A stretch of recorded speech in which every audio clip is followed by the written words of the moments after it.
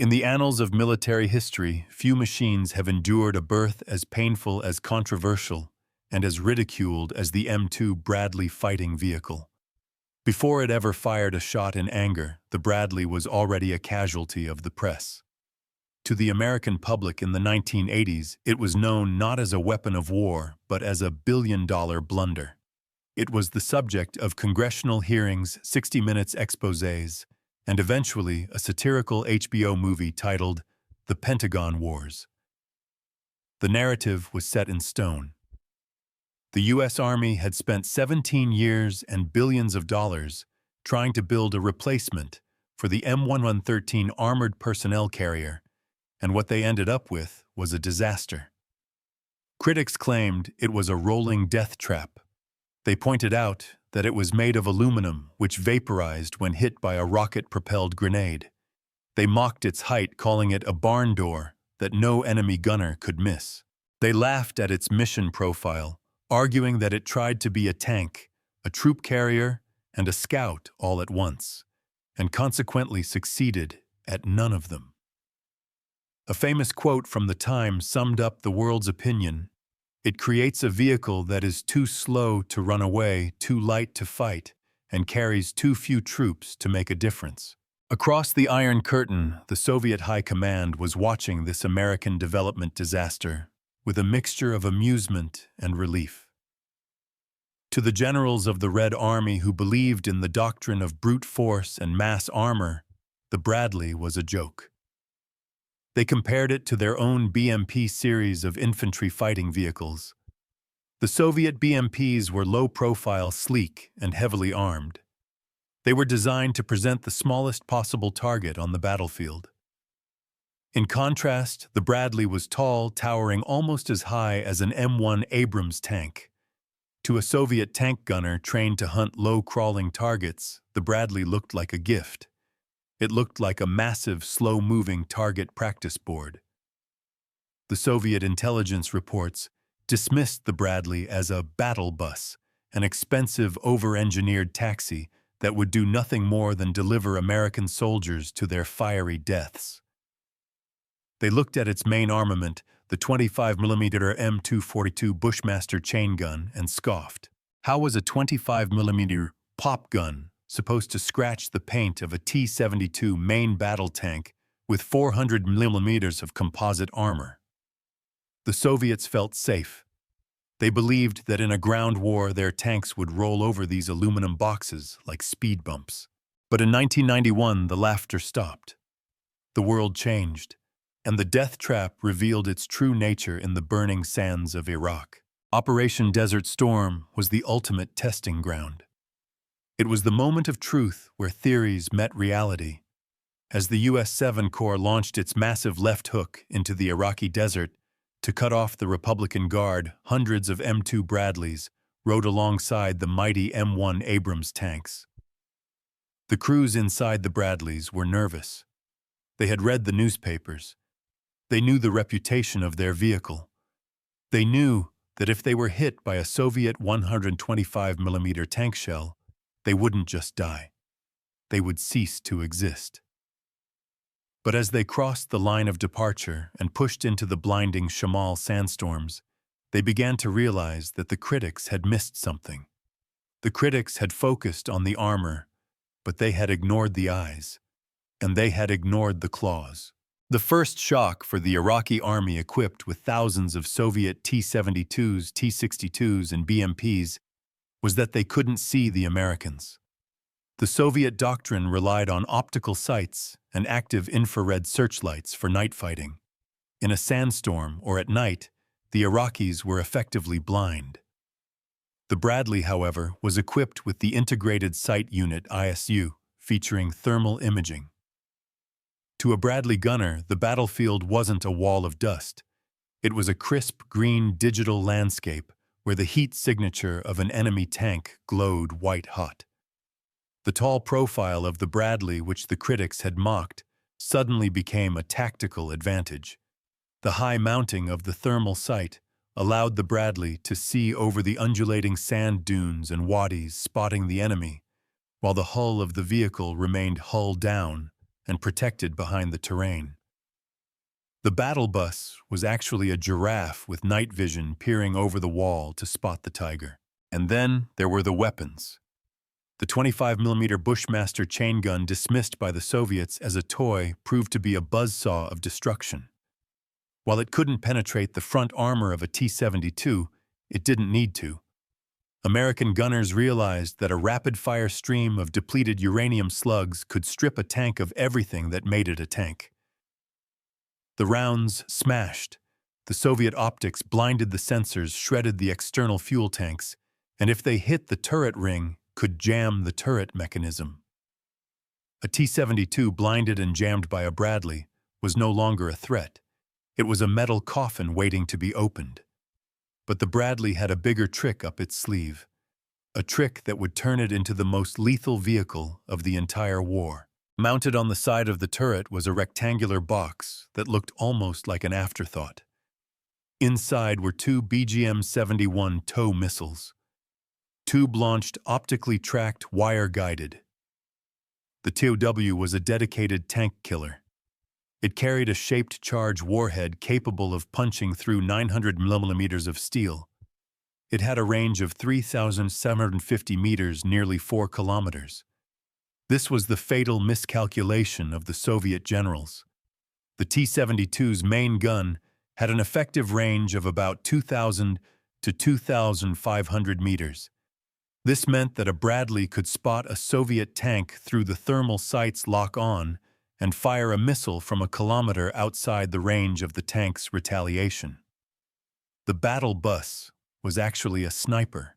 The Battle of 73, Easting, and the Battle of Medina Ridge became the stage for the Bradley's redemption.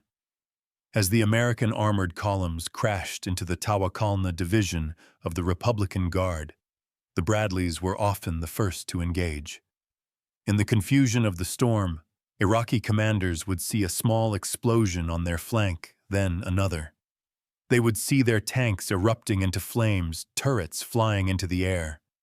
They assumed they were under attack by M1 Abrams tanks or Apache helicopters.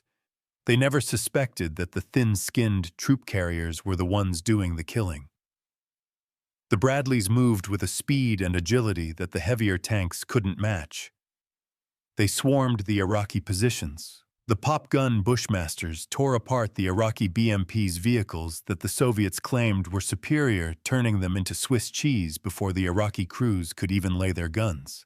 The depleted uranium 25mm rounds passed through the thin Soviet armor of the BMPs as if it were paper, igniting the fuel and ammunition inside. It was a massacre of Soviet design philosophy. But the most shocking statistic, the number that made the Pentagon analysts drop their coffee cups, came after the smoke cleared. When the U.S. Army tallied the kills at the end of the war, they found an impossible reality.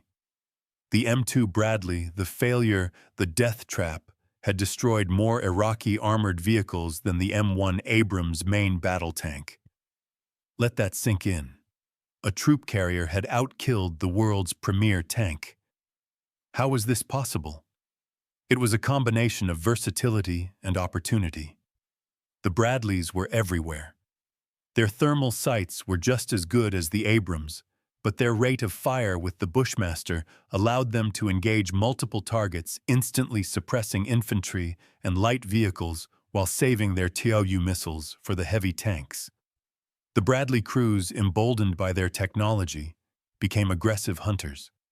They realized that the Soviet T-72s were deaf, dumb, and blind in the modern battle space. There is a legendary story from the war where a pair of Bradleys stumbled upon a company of T-72s in a trench line. It should have been a suicide run. 2 aluminum boxes against a dozen heavy tanks. But the Bradleys opened fire first. The 25mm rounds sparked and danced off the T-72 turrets, blinding the commanders who were trying to look out. While the Iraqis were ducking from the hail of sparks, the Bradleys stopped, raised their TOW launchers, and methodically executed the tanks one by one.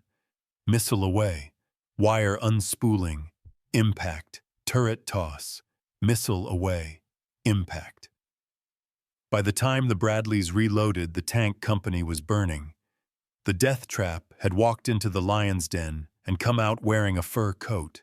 The psychological impact on the Soviet military observers was profound. They had built their entire doctrine around the idea that tanks kill everything. They believed that infantry fighting vehicles were just there to support the tanks. The Bradley proved that in the age of guided missiles and superior optics, the distinction was blurring. A vehicle didn't need heavy armor to kill a heavy tank. It just needed to see it first and hit it harder. The Bradley's aluminum armor, which critics said was a weakness, made it light enough to maneuver across soft sand where heavier tanks might bog down. Its height, criticized as a target, allowed it to fire from hull-down positions that lower Soviet vehicles couldn't use. Every flaw identified by the peacetime critics turned out to be a strength in wartime reality. The redemption of the Bradley was total. The media narrative flipped overnight. The soldiers who had been terrified to ride in it now swore by it. They called it Brad with affection. It had kept them safe not by bouncing shells, but by killing the enemy before the enemy could shoot. It proved the old American maxim, the best defense is a good offense. The Soviet Union, on the verge of collapse in 1991, looked at the burning wreckage of their best equipment in Iraq and realized that their understanding of war was obsolete. They had spent decades preparing for a slugfest of heavy metal, only to be dismantled by silicon chips, thermal sensors, and wire-guided missiles fired from a vehicle they had laughed at. The legacy of the Bradley in Desert Storm is a lesson in the difference between paper specs and combat reality.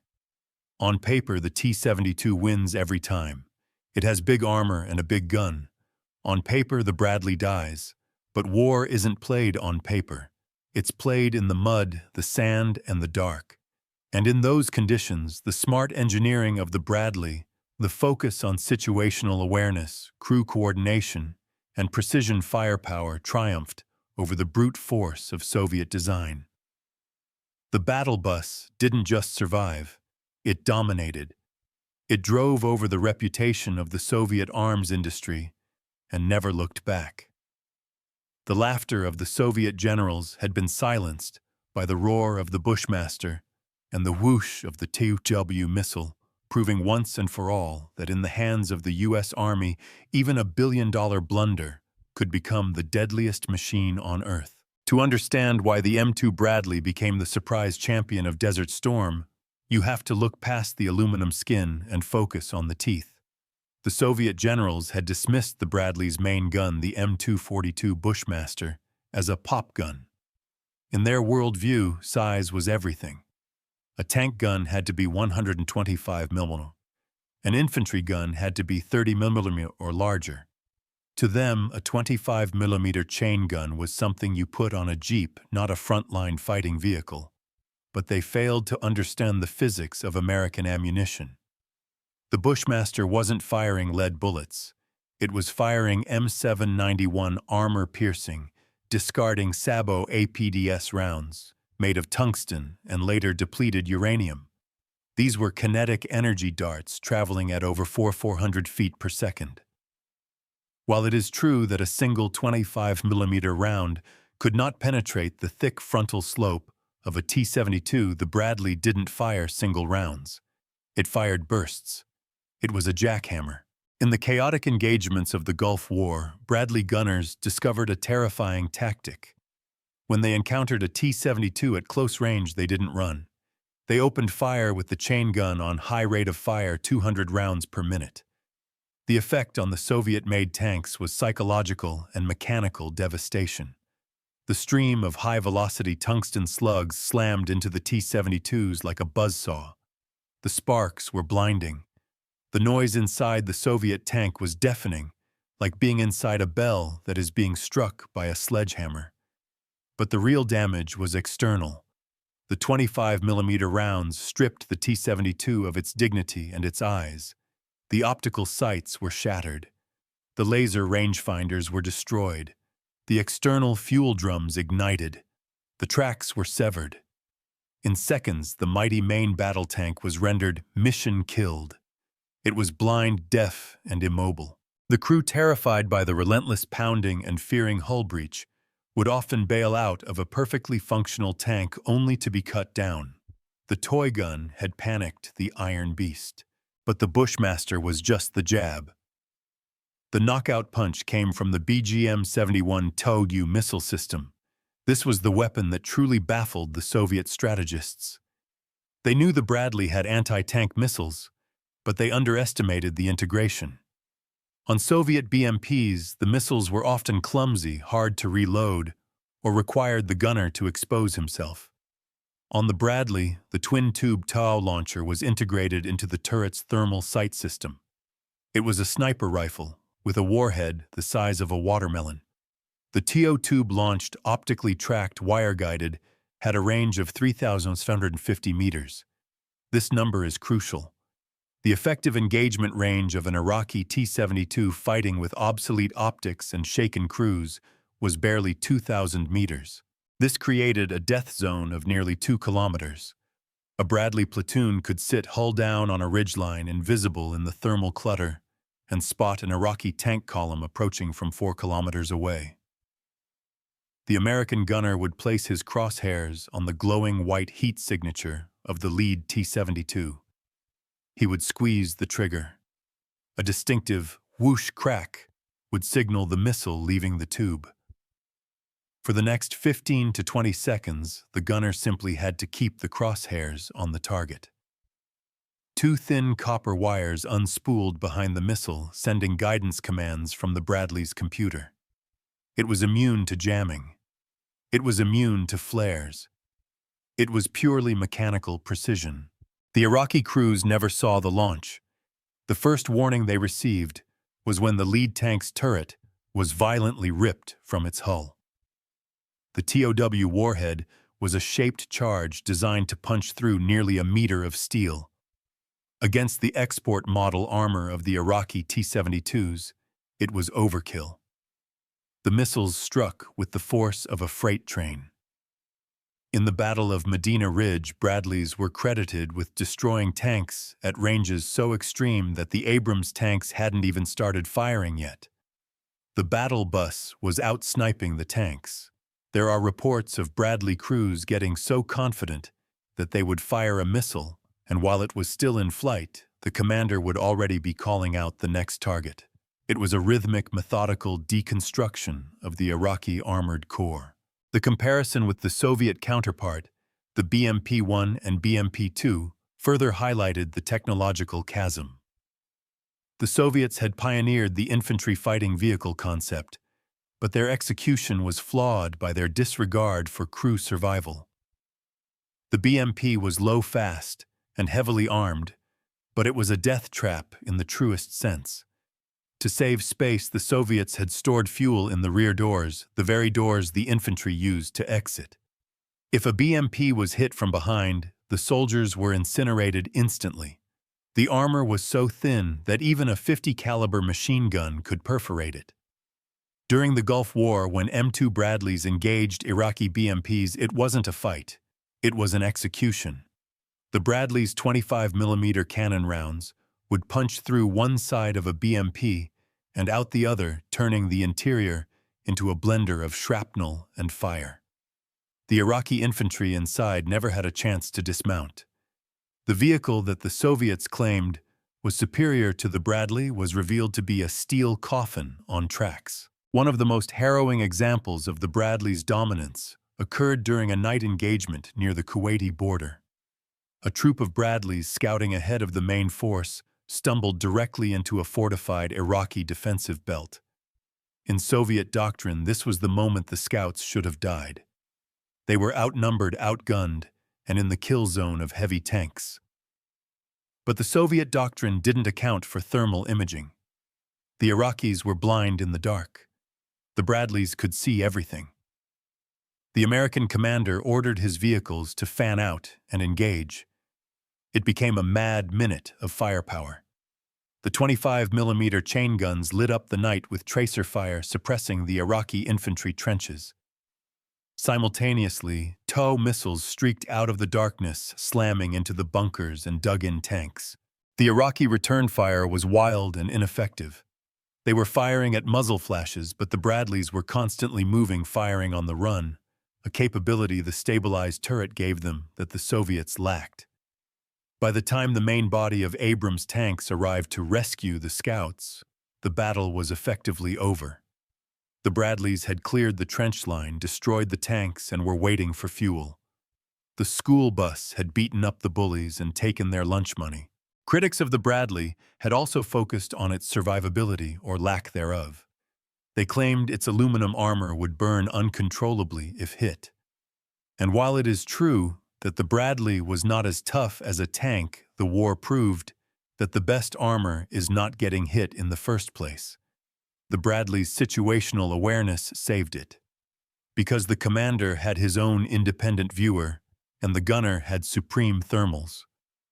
They spotted threats before the threats could fire. And when they were hit, the Spall liner's Kevlar blankets inside the vehicle and the fire suppression system's innovations, the Soviets ignored, often saved the crew. There were instances of Bradleys taking RPG hits, shaking it off, and killing the attacker. The vehicle was tougher than the aluminum foil reputation the media had given it. But perhaps the greatest insult to the Soviet military philosophy was the versatility.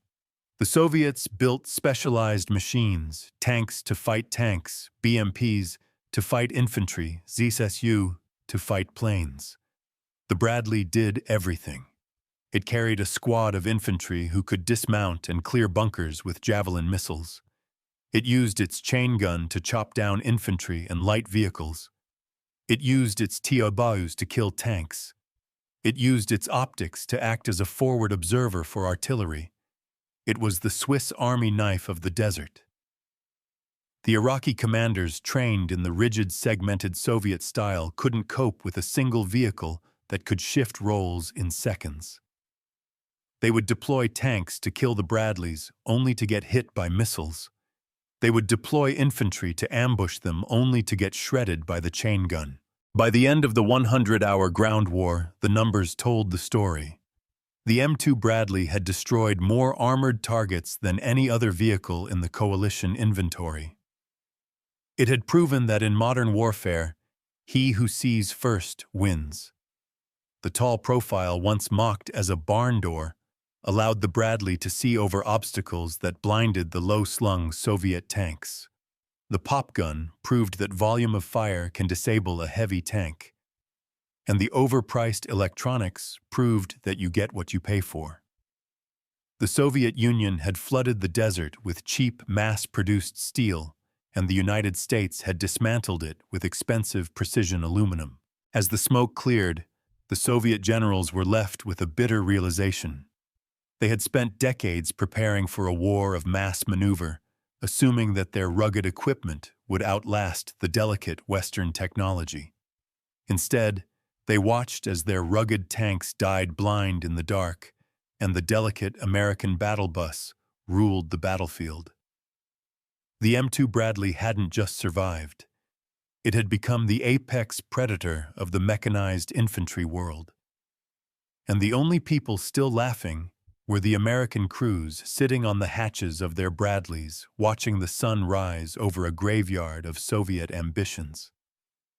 By the time the victory parades were held in Washington and New York in 1991, the M2 Bradley had undergone a transformation in the public consciousness that was nothing short of miraculous.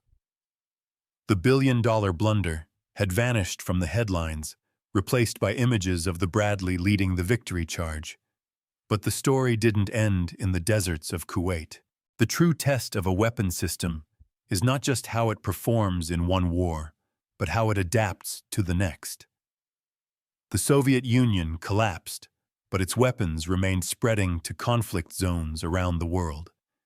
And as the decades passed, the Bradley didn't retire. It evolved.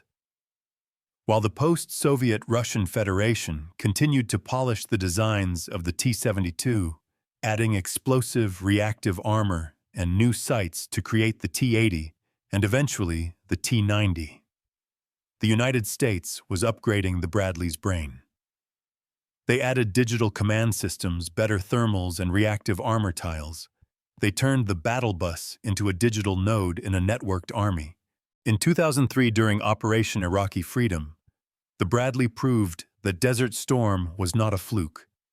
This time, the mission wasn't just to destroy tanks in the open desert.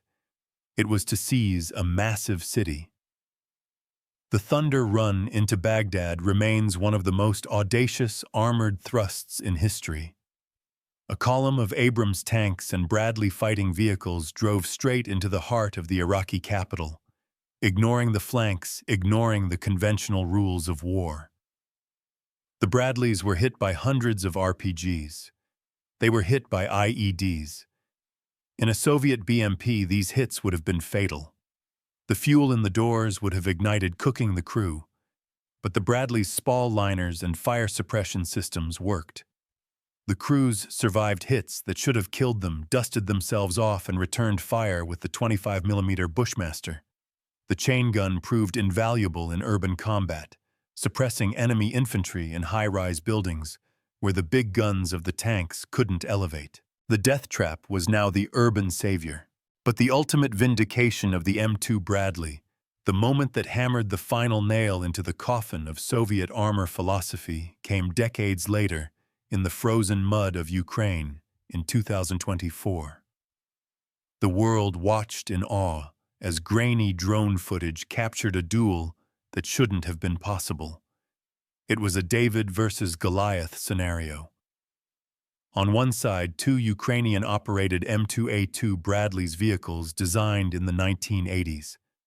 On the other side, a Russian T-90M Proryev, the absolute pinnacle of modern Russian armored engineering. The T-90M was touted by Moscow as the best tank in the world, equipped with advanced composite armor active protection systems and a gun capable of firing guided missiles. On paper, the Bradley had zero chance. The 25mm gun shouldn't have been able to scratch the T-90M. But war is not played on paper. The Bradley crew didn't run. They did exactly what American doctrine had taught them: close the distance and unleash hell. The drone footage shows the Bradley pouring a continuous stream of 25mm Bushmaster fire into the front of the Russian tank. The rounds exploded against the reactive armor in a blinding display of sparks. No, the 25mm slugs didn't penetrate the main frontal armor, but they didn't have to. The sheer volume of fire, hundreds of high-velocity impacts per minute, shattered the T-90M's optics. It destroyed the external sensors. It panicked the crew. Then something happened that shocked military analysts around the world. The turret of the mighty T-90M began to spin uncontrollably. The relentless pounding of the 25mm chain gun had likely damaged the turret drive mechanism or concussed the crew so badly they fell onto the controls. The pride of Russia. The tank Putin claimed was invincible was reduced to a dizzy, spinning, blind hulk, defeated by a 40-year-old American infantry carrier. The T-90M eventually crashed into a tree and was abandoned by its crew. The Bradley drove away victorious. This single engagement destroyed the mystique of modern Russian armor. It proved that monkey models wasn't the excuse.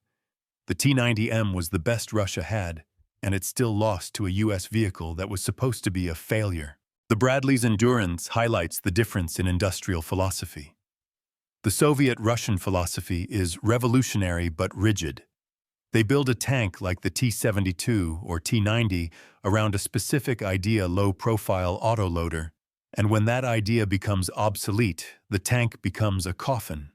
You can't upgrade a T-72 to protect the crew better. The ammo is under their feet. It's a design dead end. The American philosophy is evolutionary and modular. The Bradley was designed with space to grow. It was designed with power reserves to handle heavier armor. It was designed so that new technology could be plugged in. The Bradley fighting in Ukraine today looks the same on the outside as the one in Desert Storm, but on the inside it is a completely different beast. It is a testament to the foresight of American engineers who built a machine that could adapt to the future rather than one trapped in the past. Another critical aspect of the Bradley's dominance is the omnivore concept.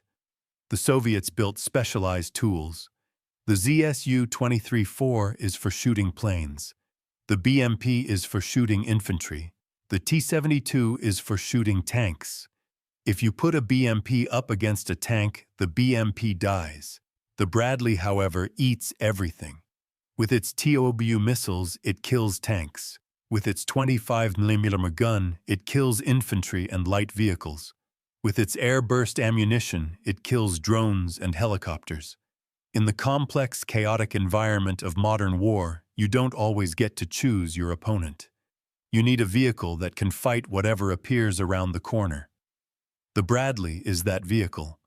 It is the Swiss Army knife that brings a gun to a knife fight. The psychological impact of the Bradley on the modern battlefield is immense. Intercepted radio communications from Russian soldiers in Ukraine reveal a deep fear of the square box. They fear the sound of the Bushmaster, the rhythmic thump, thump, thump that tears through their cover. They fear the TOW missile that strikes from beyond visual range. They have learned what the Iraqis learned in 1991. The Bradley sees you before you see it. And if it sees you, you are already dead. The Russian soldiers riding in their cramped, vibrating BMPs with thin armor and poor optics look at the Bradley with envy and dread. They know that in a head-to-head fight, their equipment, the legacy of the Soviet Union, is inferior in every metric that matters: survivability, lethality, and situational awareness. The story of the M2 Bradley is the ultimate redemption arc. It is a lesson in humility for the critics and a lesson in pain for the enemies of the United States. The battle bus that everyone laughed at has become the most successful armored vehicle of the last half-century. It outlived the Soviet Union. It outlived the T-72. It is currently outliving the T-90. It survived the politicians who tried to cancel it and the pundits who tried to mock it. It stands today as a monument to the resilience of American engineering. While the rusted hulks of Soviet armor litter the fields of Iraq and Eastern Europe, their turrets buried in the mud the Bradley rolls on. In the final analysis, the conflict between the Bradley and Soviet armor wasn't just a clash of metal. It was a clash of values. The Soviets valued the machine. The Americans valued the mission and the men. The Soviets built cheap and fast. The Americans built complex and capable. The Soviets believed in the science of war: numbers, calibers, thickness. The Americans believed in the art of war: vision, flexibility, adaptation. The laughter of the Soviet generals in the 1980s has been replaced by a terrified silence. The billion-dollar blunder turned out to be the best investment the U.S. Army ever made. The M2 Bradley is not a perfect vehicle, but it is a perfect warrior: scarred, criticized, battle-hardened, and ultimately undefeated. The bus doesn't stop for anyone.